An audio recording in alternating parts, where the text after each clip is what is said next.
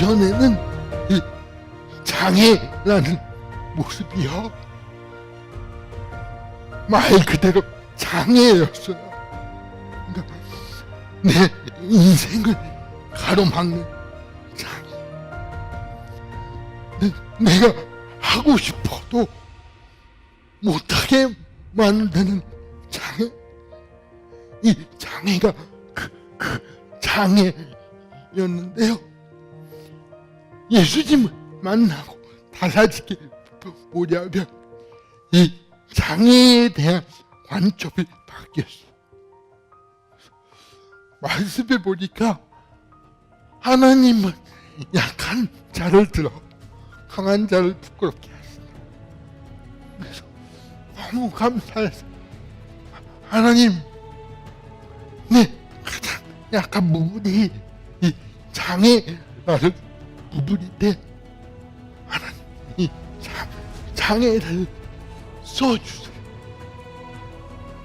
하나님, 그 장애가 이제 더 이상 나에게 장애가 아니라 하나님의 영광을 드러내는 도구로 하나님의 교회와 또 가정을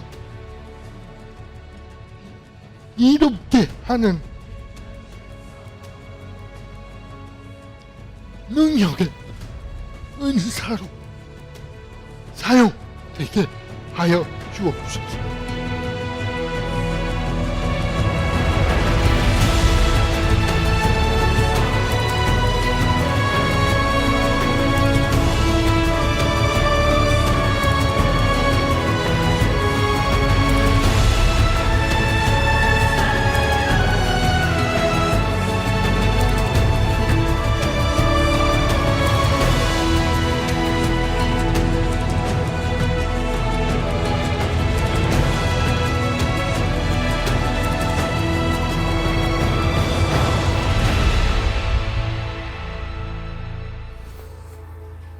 네, 조현철 목사님의 설교와 또 삶을 좀 살펴봤습니다.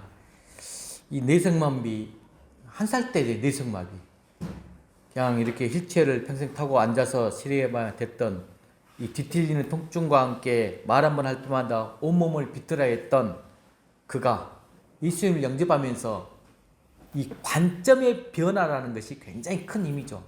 관점이 바뀌었다고 했잖아요. 그런데 그 관점의 변화는 성경 말씀 한 구절이었다. 고린도전서 1장 27절 말씀. 세상을 부끄럽게 여기사 세상의 약한 것들을 택하사 강한 것들을 부끄럽게 하시려고 약한 것들을 택하셨다는 것. 그리고 그 말씀을 통하여서 그는 꿈을 가지게 되었다는 것이죠. 하나님께서 이 약한 자를 택하사 세상을 부끄럽게 하고 반드시 사용하실 것이라는 믿음과 확신이 생겼다는 것이죠. 여러분, 저는 그분의 이 고백을 들으면서 너무나 가슴을 울리더라고요. 예전에는 장애라는 모습이 말 그대로 장애일 뿐이었어요. 제 인생을 가로막는 장애라는 거죠. 방해물이었어요. 내가 하고 싶어도 못하게 만드는 그런 장애가 내게 가장 큰 장애였었는데, 예수님을 만나고 이 관점이 달라졌다는 것. 고린도전서 1장 27절 말씀을 통하여서 하나님은 약한 자를 들어 강한 자를 부끄럽게 하신다는 것. 이 말씀을 읽고 너무 감사해서, 하나님께서 저의 이 약한 부분이 이 장애인데 하나님이 이 장애를 써달라고 간구하면서 더 이상 이 장애가 하나님 앞에서는 나의 장애가 아니라 하나님의 영광을 드러내는 도구로, 하나님의 교회와 가정을 이끌어가는 능력의 은사로 사용되게 해줄 것을 간절히 바라는 그분의 고백의 말씀.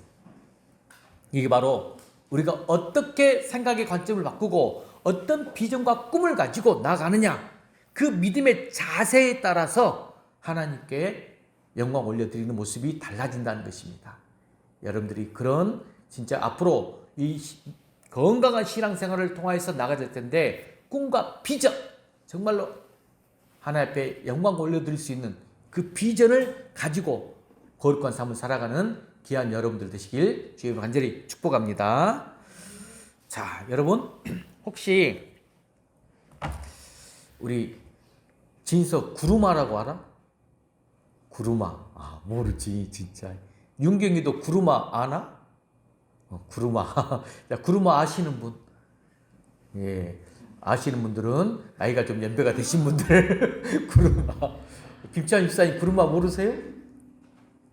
구루마. 구루마를 모르시면 아셔야 되는데. 지게? 지게 말고 구루마. 예. 그 니아까. 전라도 사투리 니아까 맞습니다. 예전에는 차가 많지 않았기 때문에 이 구루마, 그래요 니아까, 니아까라니까 이동 수단이 된 경우가 많았죠. 짐을 싣고 앞에 소가, 사람이 앞에 서서 끌고 가기도 하잖아요. 그래서 요즘에 예전 이동 수단이 트럭이 없을 때 그게 이동 수단이었어요. 짐을 싣는 수단. 근데 어떤 분이 우리도 요즘에 가끔 보면 나와요. 아이들이 폐지를 줍는 할머니 할아버지들이 이 구루마를 끌고 폐지를 잔뜩 쌓아서 이렇게 나가는 장면을 봤을 때 그것을 좀 힘들어가지고 뒤에서 밀어주는 경우가 있잖아요. 그런 장면들이 좀 나와. 구루마를 끌고 언덕을 좀 올라가고 있었어요. 그런데 평지도 힘든데 지금 언덕을 올라가니까 얼마나 힘들었겠습니까? 좀 유치부실 음소 소리가 너무 커졌어요. 좀 줄이세요. 좀 울리는데 굉장히. 아예 꺼보세요. 그러면 죄송합니다. 이행수님 안으로 들으셔야 될 것 같아요. 예. 자, 그래서 한 아이가 뒤에서 밀어주거든요. 예. 너무나 힘드니까 올라가는 장면이 너무 힘드니까 밀어줬어요. 그리고 드디어 이제 오르막길을 다 올라갔어요. 참,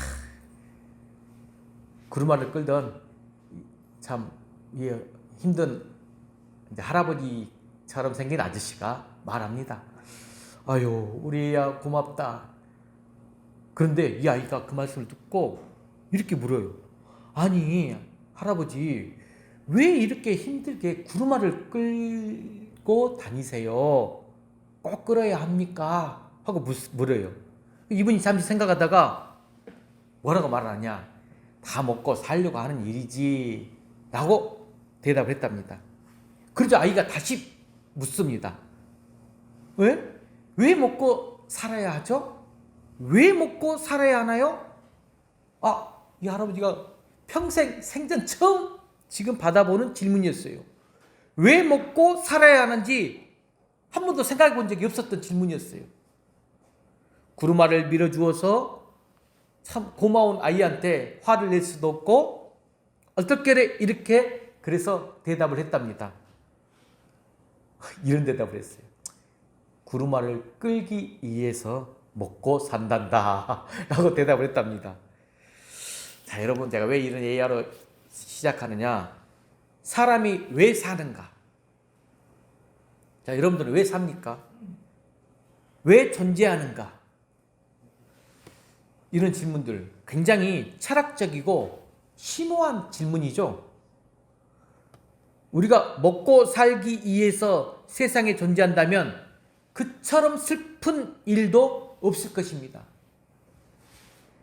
자, 여러분, 교도소 안에 갇힌 죄수들도 다 먹고 살아가고 있어요. 또 개나 돼지도 뭐 닭도 소도 다 이 땅에 어떤 생명 있는 생물체들은 다 먹으면서 살아갑니다. 사람이 구루마를 끌기 위해서 산다. 자, 이 말을 다시 해석해 보면 평생 물질의 노예가 되어서 산다. 이런 뜻이 되죠. 하지만 우리는 물질의 노예가 아니라 물질의 주인이 되어 살아야 합니다. 먹고 살기 위해서 존재한다면 여러분 거기에는 기쁨이 없어요. 더 이상 발전도 기대할 수도 없다는 말입니다. 우리가 먹고 살아가는 데 필요한 이 도구로 하나님을 믿는 게 아니라 내가 어떤 도구가 되느냐. 아까 우리 조윤철 목사님께서도 하나님께 영광을 올려드리는 도구. 이게 하나님을 인격적으로 믿을 때에 이 먹고 사는 문제도 해결이 되고 더 풍성한 삶을 살아가게 된다는 말씀입니다. 건강한 성도들은 항상 세상을 이기면서 살아갑니다. 이겨내면서 살아가요. 제가 조금 유시간책 오늘 해보랍니다. 하버드의 메디컬 스쿨에서 의학 박사예요. 교수이자 의사로 근무했던 이분 알렉산더라는 박사님이 계세요. 이분이 어떤 박사냐? 뇌를 연구하는 뇌의학 박사예요. 세계적인 권위자입니다. 자, 그는 죽었다가 살아난 사람들, 죽었다가 살아난 사람들, 그 사람들을 다 한 분 한 분 만나봐가지고 경험담을 모아서 나는 천국을 보았다. 이 책을 썼어요. 나는 천국을 보았다. 베스트셀러입니다. 죽었다가 살아난 사람들의 흥미들로 이야기가 가득 차 있습니다. 이 책이 출간되자마자 아마존 종합 1위, 뉴욕타임즈 1위, 퍼블리셔 위클리 20주 연속 1위에 올랐답니다. 우리는 모르지만 유명한 회사들이에요. 미국 전역은 물론이고 독일, 프랑스, 폴란드 등 유럽을 넘어서 우리 지금 아시아, 한국까지 출간되면서 기록적인 열풍을 세웠어요. 그의 생생하고도 이 기적적인 이야기들, 그게 바로 지식인은 물론이고 이제 일반 독자들까지 지금 큰 감동을 주는 등 삶과 죽음, 이게 우리의 철학적인 굉장히 큰 질문들이고 사고들인데 이 삶과 죽음을 바라보는 관점을 새롭게 바꿔주고 있었다는 거예요. 여러분, 혹시 우리가 죽었다가 뭔가 정말 위기절명의 이 죽음의 순간에 있다가 살아난 사람들은 대부분 이 과거의 삶과 전혀 다른 삶을 살아간답니다. 왜냐하면 죽어보니까 천국이 있고 지옥이 정말로 있다라는 것입니다. 이 땅에서 어떻게 사느냐에 따라서 천국으로 가고 또 지옥으로 간다는 사실을 지금 그들은 죽어보니까 직접 눈으로 확인을 했는데 어떻게 지옥에 들어갈 일을 하면서 살 수 있을까요? 절대 그렇게 못 살겠죠. 당연히 모든 삶이 바뀌어질 수밖에 없는 것입니다. 삶이 바뀌어질 수밖에 없어요. 그런데 우리가 예수님은 우리가 확실하게 믿으면, 우리가 예수님을 확실하게 믿으면 죽었다가 다시 살아난 사람들처럼 삶이, 우리 믿음에 있는 사람의 삶이 달라진다는 것. 그걸 뭐라고 하죠? 그렇게 달라진 상태를 우리는 거듭났다라고 표현을 합니다. 거듭난 자. 예수님 안에서 거듭난 사람은 다시 그래서 옛날처럼 살아가지를 않게 됩니다. 여러분, 옛날 모습처럼 우리 살아가지 않아야 돼요. 거듭난 자는. 세상의 풍조에 휩쓸리지 않게 되고 누가 뭐라고 해도 오직 예수님만 붙들고 살아가게 된다는 말씀입니다. 자, 그러면 지금 여러분들 거듭난 자로서 여러분들은 어떤 삶을 살고 있습니까? 진정 건강한 신앙생활을 하고 있습니까? 자, 그래서 오늘은 제가 오늘 말씀의 키워드가 19절 말씀입니다. 자, 오늘 본문 말씀 19절 다시 한번 크게 한번 읽어볼까요? 19절 19절 한번 읽어봅시다. 시작. 여호와께서 유다와 함께 계셨으므로 그가 산지 주민을 쫓아내었으나 골짜기의 주민들은 철병거가 있으므로 그들을 쫓아내지 못하였으며. 자, 여기서 이 말씀을 잘 한번 이제 해석해 보면 여호와께서 유다와 함께 있었을 때, 남쪽 유다와 함께 있었을 때는 산지 주민을 다 쫓아내서 오직 유대 민족도 이스라엘 백성들을 보호하고 살게 했어요. 그런데 골짜기의 주민들이 좀 있었는데 철병거들이 있어가지고 그들을 쫓아내지 못하고 있어. 자, 철병거가 뭐죠? 철병거가 뭔지 아시는 분? 우리 윤경이가 철병거 인터넷 검색 한번 보여주세요. 이 철병거가 도대체 뭘까? 상상이 안 돼요? 로마 시대의 병거인데 철을 병거다. 여러분 딱 보면 딱 알아먹을 수 있는데 뭐가 보이죠? 그림 보이네요. 그림 하나 이미지 하나 띄워주세요. 윤경이가 잘 찾았어요. 예, 저 밑에 그림이 끼어요 지금. 뭐죠? 이게 철병거예요. 앞에 말이 있고 철로 구루마처럼 끌고 다닐 수 있도록 그래서 무기를 들고 싸우잖아요. 이 철병거 군인들이 타고 말과 앞에 전진하면 막을 자가 없어요. 굉장히 세력이 세죠. 이걸 뭘 의미하느냐? 아까 19절 말씀처럼 이번에 이들은 지금 철병거가 있음으로써 두려워하면서 건강 신앙생활을 하지 못했다는 거예요. 이것은 철병거를 뭘 의미하냐? 바로 우리 안에 있는 두려움을 의미해요. 우리 안에도 이런 철병거가 있지 않는가? 내 신앙생활을 계속 멈추게 하고 망설이게 하고 뒤로 돌아서게 하는 이런 철병거가 혹 우리 안에도 있지 않는가? 유다 지파가 왜 이 가나안의 철병거를 보고 두려워했을까? 오늘의 키워드입니다.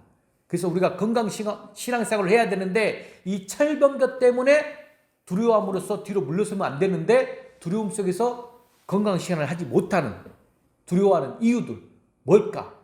첫 번째, 바로 무슨 두려움이 있기 때문에 그러냐?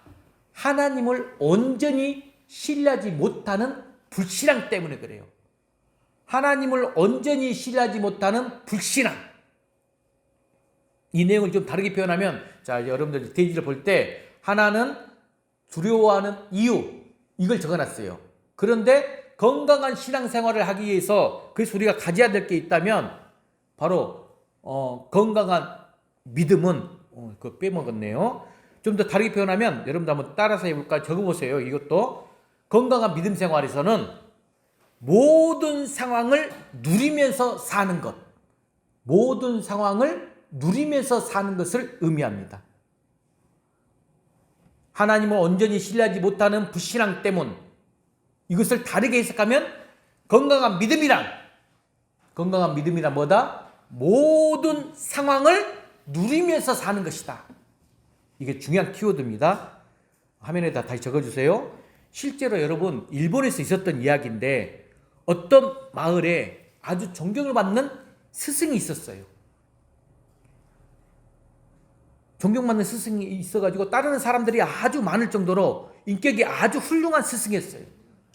그런데 이 스승을 따르는 한 처녀가 결혼도 하기 전에 아기를 가졌던 거야. 아기를. 그리고 아기를 낳았어요. 이 깜짝 놀란 부모, 이 딸에게 누구의 아이냐? 다그쳐 물었어요. 두려운 나머지 엉겹결에 이 딸이 스승님의 아이입니다 라고 말을 해버렸어요. 이 말을 들은 부모와 마을 사람들이 몽둥이를 들고 스승의 집을 찾아갑니다. 그 존경받는 스승이 이럴 수가 있을까? 집을 때려 부수면서 당신 아이니까 당신이 책임져라 하면서 아이를 두고 가버렸습니다. 그 스승은 아무 말 없이 그 아이를 받아들이고 아이를 길렀습니다. 얼마나 잘 길렀던지 그 아이와 함께 웃음꽃이 떠날 날이 없었습니다. 그리고 몇 년이 흘렀어요. 아이를 낳은 처녀가 좀 시간이 몇 년 지난 다음에 남자를 만나 결혼을 했습니다. 자, 그런데 이 모성애 때문인지 몰라도 이 스승에게 맡긴 아이가 이 딸이 너무 보고 싶었어요. 그래서 몇 년 후에 다시 부모님께 솔직하게 이야기를 하는데 뭐라고 말했냐? 사실 그 아이의 아빠는 스승이 아니라 지금의 남편입니다. 당신은 부모님께 너무 혼날까봐 겁이 나서 존경하는 스승님의 아이라고 거짓말을 했습니다. 이 말 듣고 부모님과 그 마을 사람들 너무나 죄송한 마음에 스승을 찾아가서 백배사절했습니다. 그리고 그 아이의 엄마가 아이를 다시 데려가서 키우고 싶다고 말했습니다. 자, 여기서 그런데 이 스승이 뭐라고 말하느냐? 화가 날 뻔한데 이렇게 말하는 거예요. 그래요. 원래 아이는 친부모가 기르는 것이 최고지요 라고 말하면서 아이를 선뜻 내주었다고 말합니다.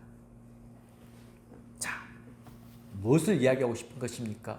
지금 이 스승은 어떤 상황에도 적을 만들지 않았다는 거예요. 누구도 피해자로 만들지 않았다는 것입니다. 어떤 상황에도 그 상황을 그대로 받아들이면서 살았다는 것입니다. 믿음은 여러분 특정 상황에만 반응한 것이 아니에요. 착각하지 마세요. 특정 상황에만 반응한 것이 아니라 모든 상황에 반응하는 것이 믿음인데, 우리 사람들은 내가 생각하는 이 틀이 딱 고정되어 있어요. 그걸 가지고 꼭 그렇게 되기를 바라면서 살아갑니다. 그 틀 가운데서. 하지만 그 틀 가운데서 내 생각대로 되지 않아서 좀 방향이 바뀌거나 또 변화되는 경우가 있는데, 오히려 그것이 더 좋을 수도 있다는 것이죠. 여러분, 참된 믿음은 현재의 상황을 누리면서 살아간다는 것. 건강한 믿음은 현재의 상황을 누리며 살아간다는 것. 나에게 어떤 상황이 찾아와도 그 상황을 그대로 받아들이는 것이 참 믿음이다 라는 말씀인 거예요. 여러분, 성경에 예를 들면 바울은 자신의 이 육체의 가시, 자신이 가진 육체의 가시가 나쁜 것입니까? 아니었어요. 결코 그렇지 않다고 했어요. 그 가시로 인해서 바울이 더 겸손해졌던 것처럼 아픔과 고통으로 인해 우리가 하나님을 더 의지할 수만 있다면 그것이 더 좋은 것이다 라고 할 수 있다는 말씀입니다. 이처럼 건강한 신앙생활은 뭐라겠죠? 나에게 주어진 상황을 받아들이고 누리는 것. 따라해 봅시다. 건강한 신앙생활은 나에게 주어진 상황을 받아들이고 누리는 신앙이다. 여러분, 그렇습니다. 모든 것이 합력하여 선을 이룬다고 했어요. 바울의 고백은 건강한 신앙생활에 대한 가장 확실한 선언이라고 말할 수 있습니다.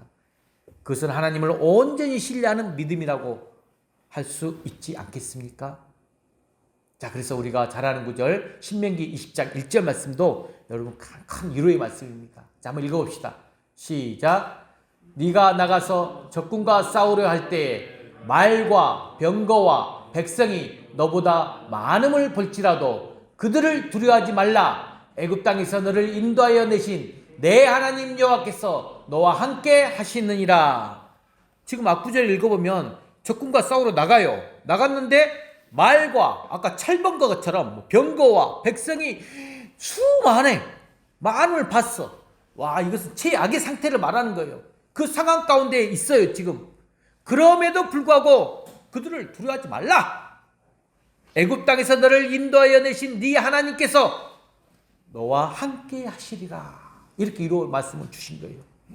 이처럼 건강한 신앙생활은 어떤 상황에서도 우리가 그 상황을 받아들이고 인정하고 누리는 것이다 라는 첫 번째 말씀입니다. 그게 바로 건강한 신앙생활입니다. 그래서 하나님을 온전히 신뢰하고만 나가면 여러분들 두려워할 필요가 전혀 없습니다. 자, 두 번째, 왜 철병거 보고 두려워했느냐? 두 번째는 이 싸워서 이길 수 있는 능력이 나에게 없다라고 생각하는 이 부정적인 신앙 때문에 그래요. 부정적인 신앙생활. 이것을 다르게 표현하면, 자, 밑에 건강한 믿음 읽어볼까요? 시작. 건강한 믿음은 내가 가진 것을 최대한 활용하는 것이다. 내가 가진 것을 최대한 활용하는 것. 자, 이렇게 표현할 수가 있다는 것이죠. 자, 여러분, 참 제가 많은 사람들을 만나보는데 참 어려움 겪은 분들이 많아요. 이런 얘기가 하나 있어요. 2살도 채 안 되었어요. 그래서 아버지가 불의의 사고로 돌아가시고 어머니 혼자 있었는데 재혼했어요. 재혼한 어머니 정말로, 근데 이 재혼하면서도 어머니 불행이 보여요. 굉장히 이 불행을 보면서 자란 아이가 있었습니다. 그 아이는 자라면서 거짓말과 욕설들을 하면서 나쁜 행동들을 좋아하게 되었습니다. 그런데 사춘기가 쫙 들기 전에 아이가 한 12살, 13살 이후로 이 아이가 환경 가운데서 라틴어를 공부하고 또 자기가 어느 순간에 연극과 연설을 좋아한다는 걸 알고 깊이 빠지게 되었어요. 그러면서 꿈을 가지게 됩니다. 이 꿈이 중요해요. 꿈이. 내가 연극과 연설하는 것을 좋고 내가 정말 행복하구나. 그 꿈과 비전을 가지고 나가는데 또 너무나 가난했기 때문에 이 부유한 친구들의 심부름을 해주면서 그 가운데서 스스로 낮아지는 이 겸손의 방법까지 터득하게 됩니다. 그래서 이 꿈을 가지고 비전을 가지고 많은 서적 신학과 성경 주석을 읽으면서 구원의 확신을 가지게 된 이분이 바로 누구냐? 실제 인물 바로 영국의 신학자인 화이트필드라는 목사이십니다. 우리 조현철 목사님과 비슷한 지금 사례를 이야기해 드린 거예요. 자, 그래서 이분은 그의 설교가 아주 힘이 있고 영적인 권위가 있습니다. 그래서 그의 설교를 흉내만 내도 하나님의 역사가 나타났다. 이런 이야기가 전해지고 있습니다. 그래서 아놀드 델리모어가 쓴 이 조지 화이트필드라는 책에 이런 이야기가 있습니다. 자, 한 마을에 어느 술집이 있었어요. 그 집에는 또 어떤 사람이 있었느냐? 이 목소리 흉내를 잘 내는 웨이터가 있었어요. 목소리 흉내를 잘 내, 남의 목소리를.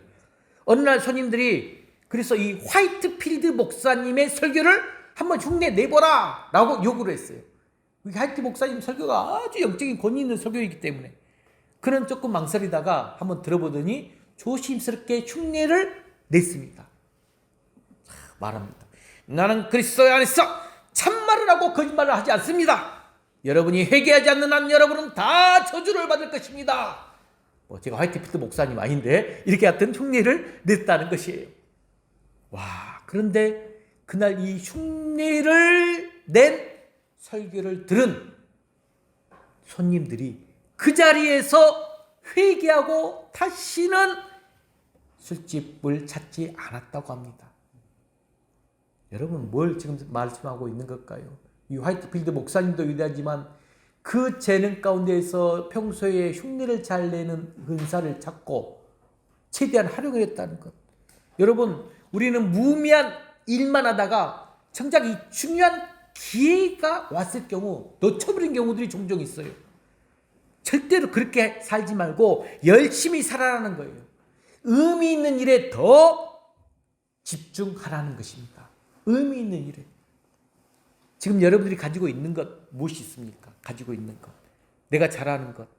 내가 정말로 내 은사, 달란트. 그것을 가지고 하나님 일에 최선을 다하라는 것입니다. 우리가 이 내 사고의 관점에서 부정적인 생각을 가지고 있으면 여러분 아무것도 할 수가 없어요. 건강한 신앙생활. 지금 나에게 내가 가진 것을 가지고 최대한 활용하는 것.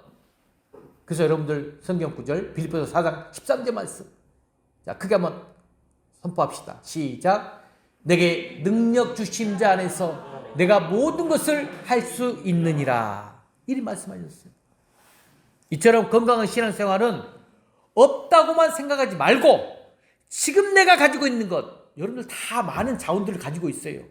그걸 가지고 항상 최선을 다하라는 것. 내 상황 가운데서 내가 가지고 있는 것을 가지고 최선을 다해서 활용해 보라는 것. 그것이 바로 건강한 신앙생활이다 라는 말씀이에요. 자, 이제 세 번째입니다. 세 번째. 왜 두려워했냐 철병거를 보고 적과 싸우려 시도하지 않고 나가는 이 게으름 때문에 그들은 두려워했어요. 이것을 또 다르게 표현하면 자, 읽어볼까요? 건강한 믿음은 시작. 건강한 믿음은 결심한 것을 행동으로 옮기는 것이다. 실패한 두려움은 싸우지도 않고 시도도 하지 않은 게으름 때문이고 그래서 이걸 통해서 우리가 얻을 건강한 믿음은 내가 결심한 것 행동으로 옮기는 것이라는 것. 우리는 간혹 보면 너무 쉬운 일도 너무 어렵게 생각하는 경우가 많아요. 그래서 지레 겁을 먹고 아예 시작도 못하는 경우가 많이 있습니다. 자, 여러분 예수님의 제자들의 이야기를 한번 해볼까요? 예수님이 부르신 제자들 하나같이 이 탁월한 사람들이 아니었어요. 굉장히 평범하고 그냥 일반적인 사람들. 하지만 그들은 다른 사람들과 다르게 차별되는 독특한 장점을 한 가지 가지고 있었어요. 그게 뭐냐? 바로 결단하는 능력이 있었다는 거예요. 결단하는 능력. 자, 예수님께서 베드로와 안드레를 부르실 때에 나를 따라오거라. 내가 너희를 사람을 낚는 어부가 되게 하리라. 이렇게 말씀하셨었어요. 그때 베드로와 안드레 어떻게 반응했죠? 주님이 말씀하시자마자 이 베드로와 안드레는 어떤 변명도 하지 않고 곧장 자신의 전부인 이 그물을 다 버려두고 예수님을 따랐다고 했습니다. 그러면 또 야고보와 요한을 부르실 때도 나를 따라오너라 이렇게 말씀하셨는데 그들 또한 배를 버리고 부모도 버리고 예수님을 따랐다라고 했어요. 세리 마태를 부르실 때도 어찌했을까요? 세리 마태도 직업을 버리고 곧장 예수님을 따라갔다는 모습 성경에서 볼 수가 있습니다. 그들에게는 이 탁월함은 없었지만 뭐가 있었다? 결단력이 굉장히 탁월했다는 거죠. 매우 유능하지만 여러분 매우 유능해요. 그런데 제대로 쓰임을 받지 못하는 사람들의 특징 뭘까요? 제대로 쓰임을 받지 못한 특징이 있어요. 유능한데 바로 결단력이 부족하다는 것이죠. 뭐든지 잘 끊어버리지 못하고 계속 망설인다는 것이에요. 결단할 때에 계속 미적거린다는 것이죠. 그러다가 결국에 좋은 기회를 놓쳐버리고 말게 된다는 말씀이에요. 여러분, 우리는 결단할 때 결단을 잘해야 돼요. 끊어버릴 때 끊어버린 일을 잘해야 돼요. 정리하고 마무리하는 일을 잘해야 됩니다. 그래서 팩 맥락은 바보들은 항상 결심만 한다. 이런 책이 있어요. 바보들은 항상 결심만 한다고. 제목만 들어도 굉장히 흥분되는 책 내용 같죠? 바보들의 특징이 무엇이냐? 결심은 잘하는데 행동으로 잘 옮기지 않는다는 것이죠. 여러분, 결심은 칼처럼 해야 된다는 것. 이것도 하고 저것도 하겠다고 하는 사람은 제대로 결심한 것이 아니에요. 우리가 결심하고 행동으로 옮기는 것, 여러분 그리 어려운 일 아닙니다. 내가 하기로 했으면 하면 되고 안 하기로 했으면 안 하면 되는 것이에요. 끊어버릴 거야 있으면 과감히 끊어버리면 됩니다. 여러분 야고보서 2장 18절 말씀 화면 보고 읽어볼까요? 시작. 너는 믿음이 있고 나는 행함이 있으니 행함이 없는 네 믿음을 내게 보이라. 나는 행함으로 내 믿음을 네게 보이리라. 행함이 있는 믿음을 원하시는 모습을 볼 수가 있어요. 우리가 믿음을 증거하는 것도 내 행함 있는 모습이에요. 이처럼 우리가 결심한 내용을 행동으로 확실하게 보여주는 그것이 바로 건강한 신앙생활이다 라고 말할 수가 있다는 것입니다. 자, 마지막 네 번째입니다. 네 번째는 뭐냐? 두려워하는 이유는 대가를 지불하라는 헌신된 신앙이 없기 때문에 이 찰번겨 내 두려움 속에서 두려워를 해요. 장애물 가운데서. 다르게 표현하게 되면 자 읽어볼까요? 빨간 글씨 시작. 건강한 믿음은 희생이 없이는 어떤 열매도 없다는 것을 아는 것이다. 굉장히 중요합니다.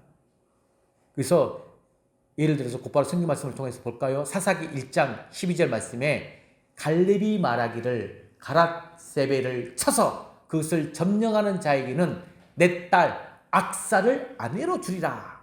자, 갈렙이 이제 그때 당시에 왕인데 지금 딸을 준다는 거예요, 악사를. 그런데 뭐가 필요하느냐? 이 기랏세벨을 쳐야 돼요. 점령하는 자에게 준다는 거예요. 그래서 누가 나가서느냐? 온니엘이 전쟁터로 나가서 승리합니다. 그래서 악사를 아내로 맞이하게 돼요. 그리고 갈렙이 더 많이 땅도 주고 샘물도 줬어요. 자, 이처럼 이 온니엘이 뭘 한 거죠?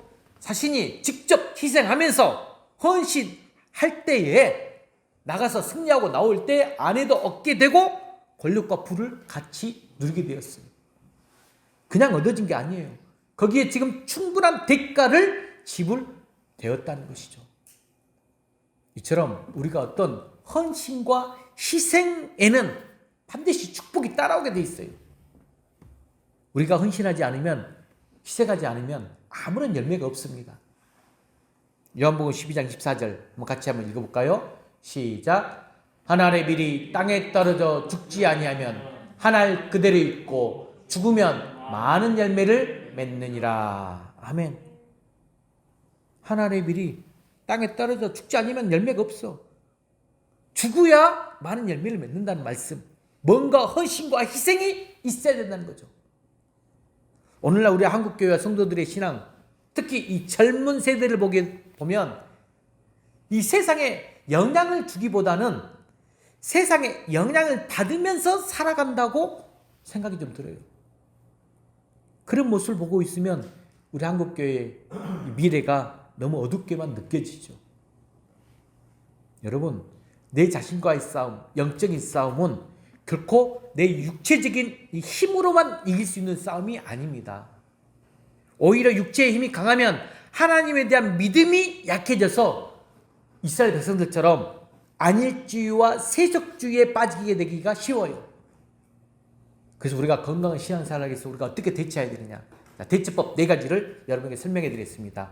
자, 첫 번째, 깨어서 하나님께 기도해야 된다는 것. 깨어서 하나님께 기도해라.